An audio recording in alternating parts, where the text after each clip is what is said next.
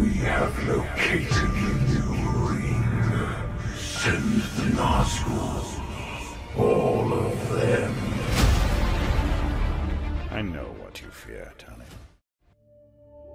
Tình bạn đã luôn là một giá trị vô cùng quan trọng đối với nhà văn Tolkien trong suốt cuộc đời của mình, tuy đã phải là trẻ mồ côi khi chỉ mới 12 tuổi. Nhưng chính qua những sự gắn bó được rèn giũa qua năm tháng với những bằng hữu xung quanh đã cho cụ cơ hội được cảm nhận và chia sẻ những tình cảm mà đáng lẽ ra những thứ đó sẽ phải đến từ chính gia đình của mình. Sự xót thương cho những người bạn thuở nhỏ đã phải làm lại nơi đất khách quê người trong đệ nhất thế chiến, sự thủy chung với người vợ Edith hay là tinh thần nhiệt huyết cháy bỏng trong vô vàn các cộng đồng văn học. Tiêu biểu nhất là hội nhóm Inkling huyền thoại là một vài ví dụ điển hình cho thấy nhà văn đã dành ra sự trân trọng sâu sắc lớn lao đến nhường nào cho gia đình mà mình đã gây dựng sau bao sóng gió. Và chính trong những sáng tác của cụ cũng không hề thiếu những ví dụ hết sức rõ nét xoay quanh những chủ đề này với đầy ắp những câu chuyện về tình cảm anh em, bằng hữu và sự thủy chung. Và hôm nay, chúng ta hãy cùng bàn luận sâu hơn về vai trò của tình bạn đối với một trong những nhân vật tiêu biểu nhất của chúa tể những chiếc nhẫn nói riêng và thế giới chúa nhẫn nói chung, Aragorn Đại Đế, cũng như cái cách mà nó khiến cho ngài trở thành một quân vương kiệt xuất như thế nào. Nói sơ qua về nhân vật này thì cốt truyện của ông đã liên tục được thay đổi trong suốt quá trình sáng tác chúa nhẫn của nhà văn Tolkien. Trong những phiên bản đầu tiên, ông từng chỉ là một hobbit chân gỗ không mấy quan trọng có tên là Traitor mà nhóm Frodo đã gặp tại làng Bree. Và chỉ đến khi cụ Tolkien hạ quyết tâm cho ông trở thành người thừa kế hợp pháp của cả Gondor và Arnor và cũng là hậu duệ chính của Elendil và Lúthien thì câu chuyện của ông mới bắt đầu trở thành một tuyến truyện quan trọng trong mạch truyện của chúa nhẫn. Không cần phải bàn cãi, Aragorn là nhân vật được yêu thích nhất nhì trong bộ tiểu thuyết này khi không những là một chiến binh can đảm, y sĩ tài ba hay một lãnh đạo táo bạo mà còn là một trong số người ít ỏi có thể khiến cho cả chúa tể bóng tối Sauron cũng phải e dè. Bên cạnh đó, ông cũng là một trong những người bằng hữu vô cùng gần gũi, ân cần với mọi người xung quanh, bất chấp sự cao quý trong cả xuất thân và định mệnh của mình. Thậm chí chính Frodo Baggins, một người Hobbit luôn cực kỳ cẩn trọng đối với các mối quan hệ, cũng đã không ngớt lời khen ngợi ông khi trò chuyện cùng Gandalf. Cháu nghĩ là mình đã bắt đầu thích xả chân dài rồi, có lẽ thích không phải là một từ phù hợp cho lắm, nhưng ý cháu là anh ấy đang trở nên vô cùng gần gũi với cháu, dù nhiều khi trông anh ấy cũng rất ảm đạm và kỳ lạ lắm. Ta có thể thấy rằng, mặc dù theo sát những ý tưởng truyền thống trong việc xây dựng một vị anh hùng lý tưởng, nhưng cụ Tolkien vẫn không quên thêm vào cho Aragorn những giá trị đặc sắc của riêng mình. Dù luôn vô cùng tự tin và khéo léo trong mọi giây phút hiểm nguy, nhưng ông vẫn không để mất đi tính khiêm nhường, đúng đắn và quan trọng hơn là cả khả năng kết nối vô cùng tài tình với các nhân vật khác. Khả năng kết giao bằng hữu của Aragorn chắc chắn là một trong những yếu tố quan trọng nhất cho sự thành công trong cốt truyện của chúa nhẫn. Khi chính nó đã giúp chào đoàn kết các vương quốc phương Tây với những chiến thắng vang dội trong lịch sử trước đại kình địch Mordor và đến sau cùng trở thành vị lãnh đạo lý tưởng cho các dân tộc tự do sau kỳ đệ tam. Để giải thích cho sự tôn trọng hết mực của Aragorn đối với tình bạn, có lẽ chúng ta nên bắt đầu qua việc tìm hiểu sâu hơn về tuổi thơ của ông, một quãng thời gian tuy êm đềm nhưng cũng chẳng kém phần đơn độc trong cuộc đời của vị tuần du này. Giống với cụ Tolkien, từ khi còn nhỏ ông đã phải mồ côi cha và chỉ có mẹ nuôi nấng. Sau đó, cả hai may mắn được cưu mang bởi Elrond, lãnh chúa của Rivendell, khi ngài thương tiếc cho số phận đau thương của gia tộc ông, những người đã từng một thời anh dũng chiến đấu bên cạnh ngài. Tuy nhiên, vì xuất thân đặc biệt của mình, tất cả mọi thứ liên quan đến ông, từ quyền thừa kế cho tới cả danh tính, đều được phải giữ kín cho đến tận khi ông trưởng thành. Tại Rivendell, dù được lãnh chúa Elrond yêu thương và dạy dỗ như chính con ruột của mình, hẳn ông cũng khó có thể tránh khỏi được việc cảm thấy lạc lõng cô đơn cùng với mẹ của mình, khi đây là hai người duy nhất sinh sống tại cộng đồng chỉ toàn tiên tộc. Rồi đến khi đã trưởng thành, dù được hiểu biết tường tận về danh tính cũng như số phận của mình và được trở về với những người anh em trong biệt đội tuần du, cái danh hiệu thủ lĩnh cùng với tài năng kiệt xuất của mình được rèn giũa trong những ngày tháng tại Rivendell vẫn khiến cho ông trở nên quá cách biệt so với phần còn lại. Bên cạnh đó, cuộc đời của một tuần du cũng chẳng phải là điều gì quá tốt đẹp với ông, bởi dù có cơ hội được tiếp xúc với nhiều cộng đồng loài người trên khắp Trung Địa, Aragorn nói riêng và cả dân tuần du nói chung luôn chỉ được nhớ tới với những sự nghi kỵ hoặc thậm chí là còn là khinh miệt bởi chính những người mà ngày qua ngày họ đã phải liều cả mạng sống để bảo vệ. Cũng chính vì để bảo vệ sự bình yên của họ, ông cùng với đồng đội đã luôn phải giấu nhẹm đi không chỉ là những đóng góp to lớn mà còn cả thân phận cao quý của mình bất chấp mọi lời gièm pha. Nếu những người dân chất phác được thoát khỏi sự sợ hãi và âu lo, cứ để họ sống chất phác và chúng tôi sẽ giữ bí mật để họ tiếp tục như vậy. Đó luôn là nghĩa vụ của dòng dõi chúng tôi, bất kể năm tháng có dài thêm và cỏ cây vẫn mọc. Cũng trong thời gian này, ông đã vô tình gặp gỡ và yêu say đắm tiểu thư Arwen, cô con gái duy nhất của lãnh chúa Elrond, người mà phải rất nhiều năm về sau mới quyết định đáp trả lại tình cảm của ông. Có thể nói, cũng chính sự kiên trì theo đuổi này đã gián tiếp phá tan mọi cơ hội của Aragorn để bắt đầu hoặc thậm chí là nghĩ ngợi về một mối quan hệ nghiêm túc với bất kỳ một người phụ nữ nào khác trong suốt những năm tháng này, khiến ông mất đi một trong những chỗ dựa tinh thần đáng tin cậy. Và như thêm dầu vào lửa, cả mẹ và cha nuôi của ông, tức là lãnh chúa Elrond, đều tỏ ra hết sức dè dặt đối với tình cảm mà ông dành cho Arwen, trong khi mẹ của Aragorn thẳng thắn khuyên con trai mình đừng mộng tưởng xa vời như vậy. Thì lãnh chúa Elrond lại đặt ra một điều kiện mà có lẽ cũng chẳng thua gì vụ thách cưới của đức vua Thingol năm xưa, rằng ông sẽ phải vươn lên cao hơn tất cả tổ tiên từ thời Eärendil trở lại.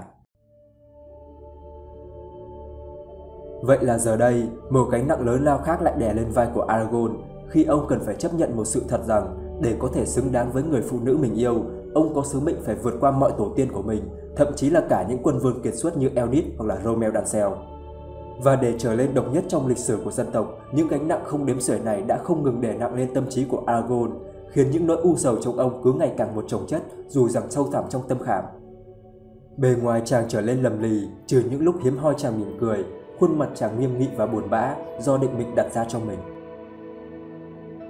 Suốt nhiều năm sau đó, Aragorn đã liên tục dấn thân vào những cuộc hành trình để đến với những vùng đất xa xôi, tìm hiểu trái tim con người cả phe tà lẫn chính, đạt được nhiều chiến công hiển hách dù là tại Gondor hay Rohan. Theo lẽ thường, khi một người lựa chọn bỏ lại cuộc sống cũ của mình ở phía sau và bắt đầu một cuộc đời mới, anh ta hẳn sẽ có rất nhiều cơ hội để kết giao bằng hữu ở những nơi mình đặt chân đến, nhưng đối với Aragorn thì mọi thứ lại khác. Để có thể bảo vệ bản thân khỏi sự truy sát gắt gao đối với dòng dõi Isildur, ông đã luôn phải giấu kín đi danh tính của mình với mọi người xung quanh, và thêm vào đó thì tuổi thọ trường tồn có được từ dòng máu Númenor của mình cũng đã khiến cho những tình bạn hiếm hoi mà ông có được nhanh chóng vụt tắt với sự ra đi của những người bạn hữu ấy. Một trường hợp khá tiêu biểu cho điều này đó có lẽ là Denethor, người đã từng gặp mặt Aragorn khi ông phục vụ tại Minas Tirith. Nhờ vào việc thừa kế dòng máu Númenor cao quý như Aragorn, tuổi thọ giữa hai người được cho là không quá chênh lệch trong thời điểm này, ít nhất là so với các giống dân khác, và thậm chí ông còn được nhắc đến như thể là họ hàng gần gũi với họ vậy. Với tài năng và sự sáng suốt, Denethor và Aragorn có thể đã trở thành những người bạn thân thiết thực sự, nhưng rồi bởi bản tính kín kẽ của chàng tuần du cùng với sự ghen tị của vị nhiếp chính tương lai đối với tài năng của ông, cả hai vẫn phải tiếp tục là những đối thủ cạnh tranh, và rồi sau cùng, để tránh gây ra thêm nhiều mâu thuẫn nội bộ, vốn là thứ gần như không thể chịu đựng nổi đối với triều đình Gondor đang lưỡng bề thọ địch khi này, Aragorn đã buộc phải ra đi trong đột ngột trước sự tiếc nuối của quốc quản cùng với thần dân của cả vương quốc. Và rồi khi chuyến hành trình của Aragorn đưa ông trở về xứ Sai vào cái ngày định mệnh, ông đã gặp mặt bộ tứ Hobbit tại quán con ngựa lồng. Và trong lần này thì ta được thấy ông như một con người có lẽ đã chấp nhận rằng sự cô lập với mọi người xung quanh sẽ là tốt cho bản thân và tỏ ra cam chịu với số phận cô đơn mà mình đã phải gánh vác. Nhưng mặt khác, từ sâu thẳm trong trái tim của mình, Aragorn vẫn chứng minh bản thân là một người luôn khát khao tình bạn thật sự, với bằng chứng là khi gặp được nhóm Hobbit tại đây, một lá thư của Gandalf để lại đã giúp ông có được lòng tin từ nhóm Hobbit. Và khi Frodo nhẹ nhõm hỏi lại rằng tại sao ông lại không đưa lá thư ngay từ đầu, thì Aragorn lập tức thừa nhận rằng ông không hề biết rằng Gandalf đã dành cho mình sự hỗ trợ tới như vậy, và bên cạnh đó, ông cũng mong muốn mình có được sự tin yêu của mọi người nhờ vào chính con người mình hơn là sự giúp đỡ từ một bên thứ ba. Mình xin được nhắc lại rằng đó là đứng trước nhiệm vụ lấy lòng 4 chàng Hobbit lơ đãng, quê mùa, chàng tuần du của chúng ta dù lúc này đang gây ấn tượng là một kẻ hết sức đáng ngờ với xuất thân không rõ rệt, vẫn mong có được sự tin tưởng từ họ bằng chính lòng chân thành của mình, thay vì phải nhờ đến một sự thật rằng cả hai bên có lẽ đang làm việc cùng với một thầy phù thủy. Trên thực tế, cụ Tolkien có lẽ chẳng cần phải viết thêm những dòng này thì vế trước cũng đã đủ để tạo cho Aragorn một câu trả lời hết sức hợp lý cho câu hỏi của Frodo. Nhưng sau cùng, cụ vẫn quyết định thêm vào đó sự đặc tả, bởi vì nó thật sự nói nên điều gì đó về Aragorn, một điểm yếu mà anh ít khi biểu lộ, một khát khao được kết bạn với những người xung quanh mà không bị chối từ. Bởi vì ta biết rằng Aragorn chẳng có mấy cơ hội để có thể có được những người bạn thật sự, điều khiến anh vô cùng trân trọng những tình bạn mà mình may mắn có được. Aragorn chẳng bao giờ tỏ ra kén chọn trong việc kết bằng hữu, bạn bè của ông tới từ đủ mọi kiểu người khác nhau, từ một thầy phù thủy cáu kỉnh, một hobbit lập dị nhưng có tâm hồn thơ ca phong phú, đến cả những chúa tiên cao quý hay đôi bạn tình thương tình mến như Legolas và Gimli, cùng với rất nhiều những con người với đủ các loại tính cách và xuất thân. Việc thường phải dấn thân vào các cuộc hành trình gian nan, tới các vùng đất xa xôi, hòa nhập, quan sát và lắng nghe vô vàn những câu chuyện xung quanh cuộc sống của mỗi mảnh đời lướt qua, dần dần đã giúp ông thấm nhuần vẻ đẹp của các nền văn hóa đặc sắc trên khắp cõi Trung Địa.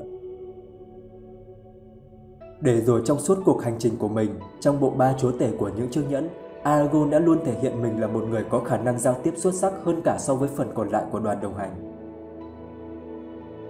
Khi còn ở y viện, ông giải thích cho bà lão nhà quê rằng là Athelas dùng để chữa các vết thương từ Nazgûl, còn được gọi là lá vua theo ngôn ngữ tại Gondor, nhưng với người dược sĩ khó tính nọ, ông vẫn dễ dàng thuyết phục rằng mình hiểu rõ bản thân đang nói gì bằng cách sử dụng danh pháp tiếng Quenya.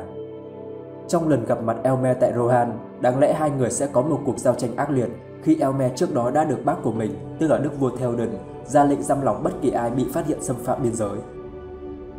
Nhưng thay vào đó, Aragorn lại có thể khéo léo thuyết phục vị thống chế này khi nhắc lại cho anh những truyền thống cùng với giá trị văn hóa của người dân xứ này.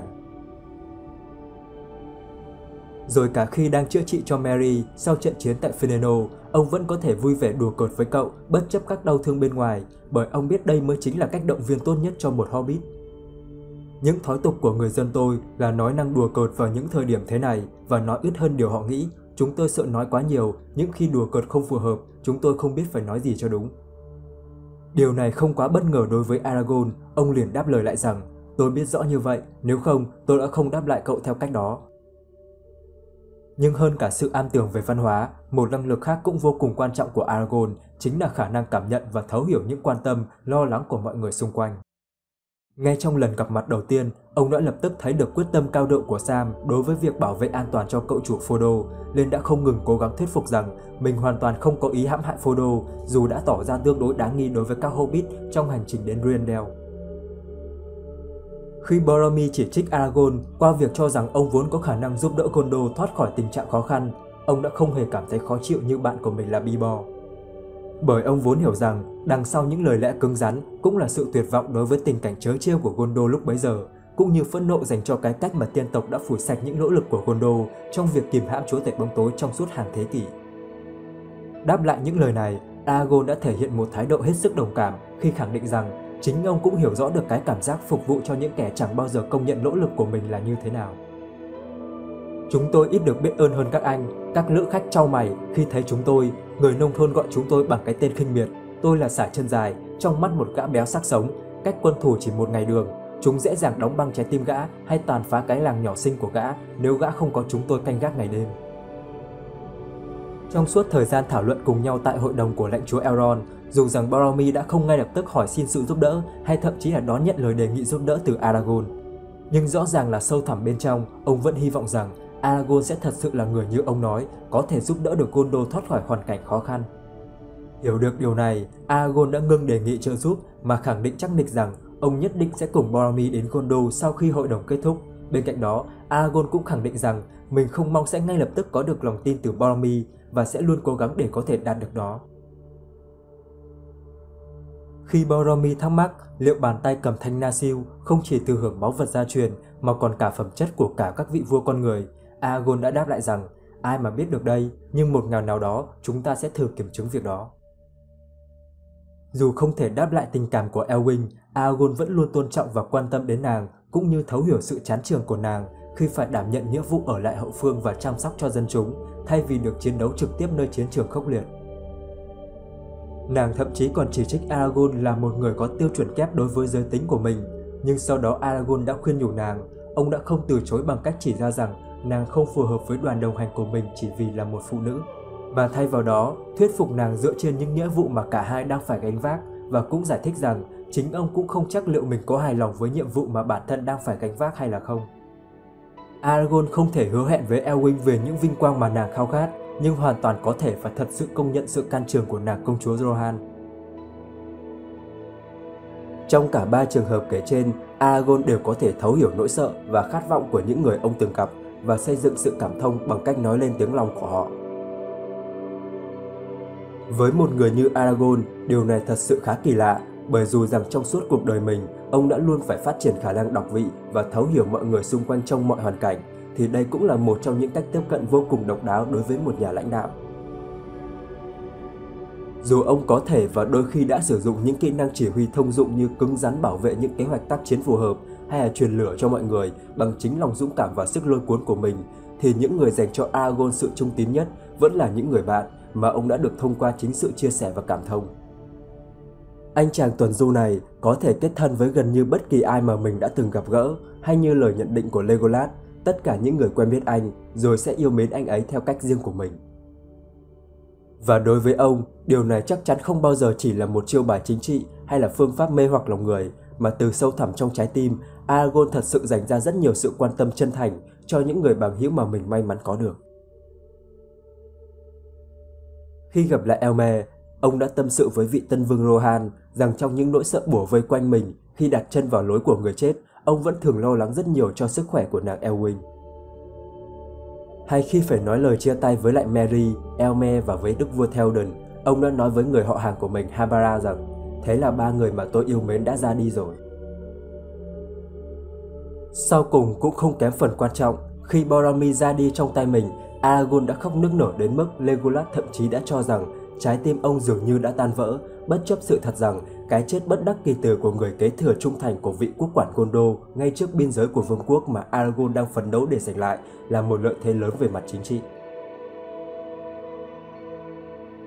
Vào thời điểm cả Gondor và Rohan đứng trước hiểm họa vong quốc và sự giúp đỡ của ông đang cực kỳ cấp thiết, Aragorn vẫn bất chấp tất cả để đuổi theo những Hobbit vừa bị bắt cóc trong suốt nhiều ngày trời, chẳng phải vì họ là những nhân vật quan trọng hay có ảnh hưởng lớn đến tình hình chiến sự lúc bấy giờ, mà chỉ đơn giản vì họ là bạn của ông và ông sẽ không bao giờ bỏ mặc họ lúc nguy khốn.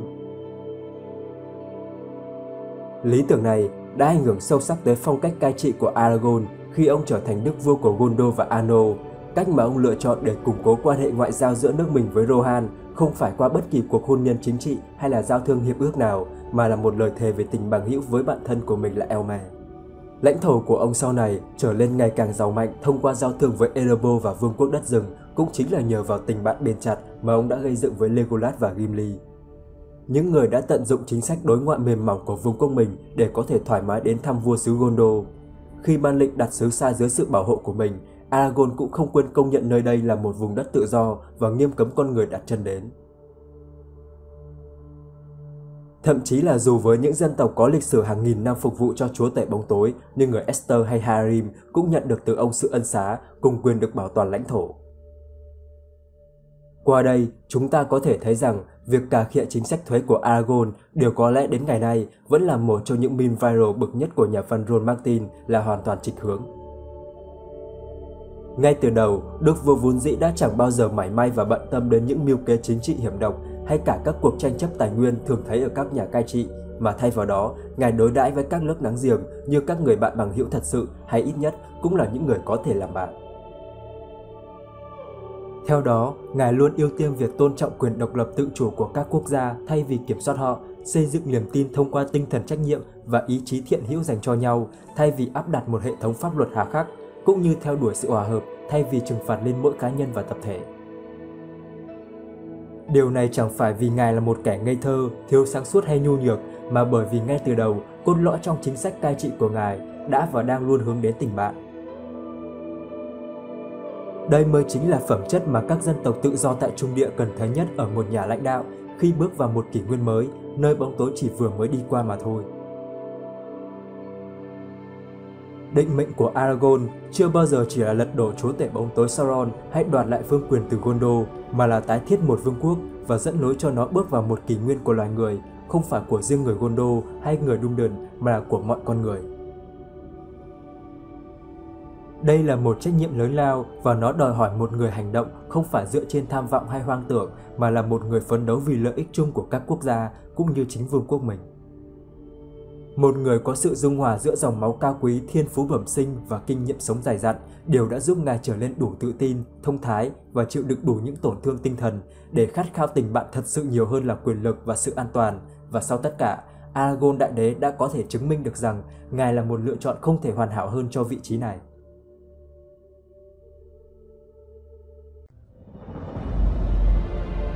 I see in your eyes the same fear that would take the heart of me. Nếu các bạn thấy video này hay và hữu ích thì hãy nhấn like và đăng ký kênh ủng hộ mình để mình có động lực hoàn thiện các video sau thật là tốt hơn. Đừng quên ấn nút chuông thông báo để không bỏ lỡ các video tiếp theo. Tham gia group Chúa Nhẫn trên Facebook để cùng trao đổi, chia sẻ về thế giới Chúa Nhẫn. Xin chào. Not for ourselves, but we can give Frodo his chance.